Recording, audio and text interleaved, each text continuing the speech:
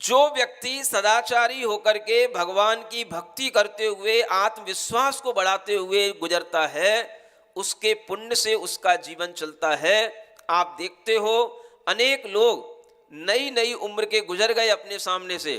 कई वृद्धों को कोरोना हुए, वो उससे फेस करके निकल गए, सामने आ गए, बचा लिए अपने जीवन को। और कई अच्छे नए खून के लोग जिनका बल अच्छा था, जिनका शरीर बलिष्ठ दिखाई देता था, ऐसे लोग एक झटके में निकल गए, गुजर गए संसार से। क्यों? किसी को कोई बचाने वाला नहीं, किसी को कोई मारने वाला नहीं। सुन रहे हो? हाँ, लेकिन आप लोग हमेशा मारने वाला है भगवान, बचाने वाला है भगवान। आप सोचो, हम हर चीज को भगवान के ऊपर क्यों डाल देते हैं? जब हम अपने कर्मों का फल स्वयं अर्जित करने के लिए तैयार हुए हैं, तो हमें अपने कर्मों के फल पर विश्वास करना चाहिए। कोई भी भगवान क्या किसी को मार सकता है?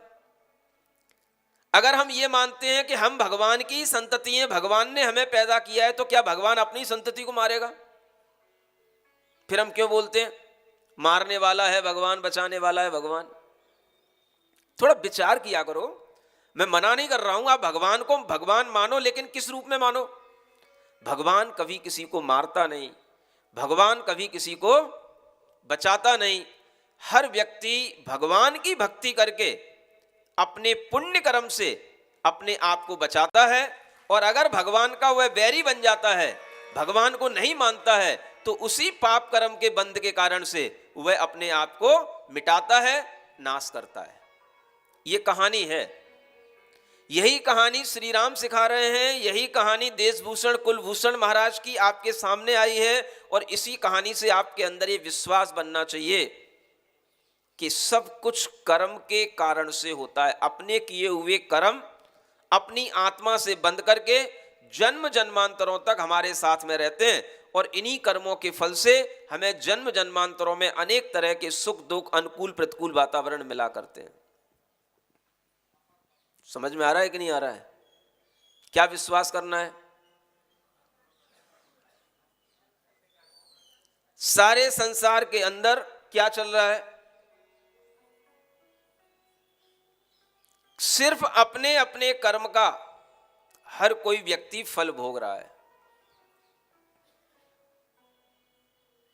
सारा विश्व कर्म के अनुसार चल रहा है, लेकिन हम हर बात को ईश्वर के ऊपर डाल देते हैं।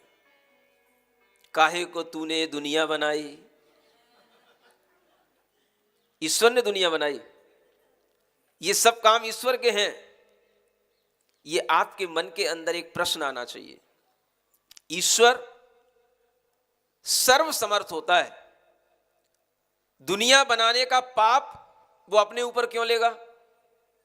अगर दुनिया बनाई तो दुनिया में इतने पाप हो रहे हैं, इस पाप का फल किसको मिलेगा बताओ? अच्छा, कोई भी चीज कोई बनाता है तो उसका फल उसी को मिलेगा ना। आज दुनिया में मान लो लाखों कत्ल खाने खुले हैं, कितने लाखों पशु हर समय कट रहे हैं, मर रहे हैं। ये भगवान की बनाई हुई दुनिया में, भगवान के ही बनाए हुए इन लोगों के अंदर इस तरह से जब ये पाप आ रहे हैं और ये जीव कट रहे हैं, हत्या हो रही है, तो इस सब का पाप किसको लगेगा बताओ? जो बनाने वाला होगा उसी को लगना चाहिए। अगर नहीं है तो फिर ये दुख भगवान ने उनको क्यों दे दिए, और भगवान ने ऐसे जीव क्यों पैदा कर दिए जिनको कटना पड़ रहा है, मरना पड़ रहा है? मैं पूछता हूं, गाय बनाई, भैंस बनाई, किसने बनाई? चलो तुम नहीं बोलते हो भगवान ने बनाई, चलो मैं भी मान लेता हूं भगवान ने बनाई। अब उनको काटा जा रहा है, मारा जा रहा है। क्या भगवान अपनी बनाई हुई चीजों से स्वयं दुखी होगा? क्या भगवान की बनाई हुई चीजों को कोई मारेगा, काटेगा तो भगवान उसको दंड देगा? अरे भाई, जो कसाई है उसको भी तो भगवान ने बनाया होगा ना। नहीं समझ में आ रहा? आप लोग कुछ विचार करते हो कि नहीं, कि ठंडे में लोगों को कान मान के बैठते हो? हा? कसाई कोई दूसरे लोग से आ गया क्या? मारने वाला भी इंसान ही है, बचाने वाला भी इंसान ही है। वो भी इंसान भगवान का ही अगर बना हुआ है, तो भगवान ने ही कसाईयों को बनाया, यूं कहना पड़ेगा ना। भगवान ने ही जानवरों को बनाया, ये भी कहना पड़ेगा। भगवान ने ही रक्षकों को बनाया, ये कहना पड़ेगा। तो फिर भगवान ने क्या किया? भगवान फिर संसार में आकर के फिर किसी को क्यों बचाएगा और किसी को क्यों मारेगा? अगर सब भगवान का ही कृत्य है तो फिर भगवान उस कसाई को ही बुलाएगा, कसाई को ही फिर वो भगवान कहीं कोई सजा देगा कि नरक में पहुंचा देगा। ये भगवान का काम कैसे रह जाएगा? अपनी संतति खुद भगवान ने भी अगर मान लो गलत बना दी तो ये गलती तो फिर भगवान की कहलाएगी।